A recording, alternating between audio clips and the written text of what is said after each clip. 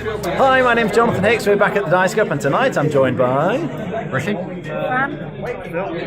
Matt, and we've just finished playing Camel Up. Now this is a light camel racing game. You're betting on the camels effectively. So each turn, when it's your go, you can either take this, which gives you a bit of money and lets you roll the dice to see if the camels are going to move. Now this is quite interesting. Phil, do you fancy demonstrating?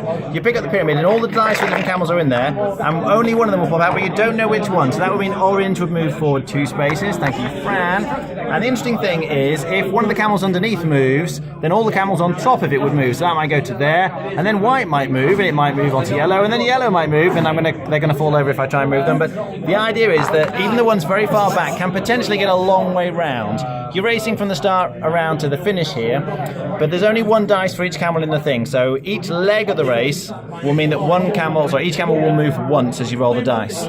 And so that's one of the things you can do is roll the dice. The other thing is you can bet on who's going to be in front at the end of this leg. So if you think, I think green is going to win or be in front, you would take this one, and that's going to give you money if they're first. If they're second, you don't get as much money. If they're anything other than second, you're going to lose money. So you take these, they're not as valuable later down. You can see this one's only worth 3 and then only worth 2.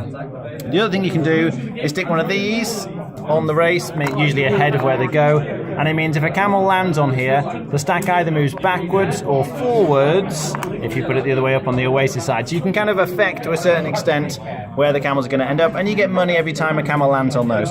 So at the end of the game, you're just trying to get the most money you can. Finally though, you can bet on the ultimate winner, whichever camel crosses the finishing line first, and you have a hand of cards, you stick one of these cards secretly in here, so this means I think that white's going to be the ultimate winner, and whoever puts their card down first gets the most money, and everyone after that who's right gets less and less money. And you can also bet on which camel's going to lose the race and be in last position at the end. Alright, what do we think?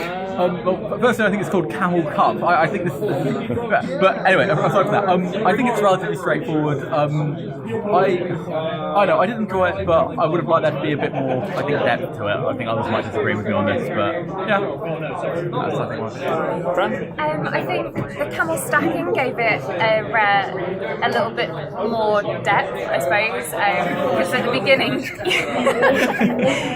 beginning, it wasn't immediately clear that they would be able to get as far around the board as they did. But actually, yeah, even at its most exciting, not that exciting.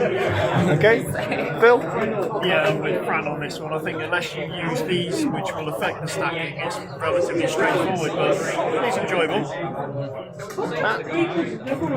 The camel stacking is the only thing that really makes it really enjoyable, because without that it would just be kind of really dull. But because it's got that, it becomes ridiculously unpredictable. Apart from in our game, the poor yellow camel that's got really left badly behind very early in the race. But it looked a bit overcomplicated from the rules, but actually it's pretty sort of simple and straightforward, and I probably wouldn't seek it out again though. Racing out of 10? 5.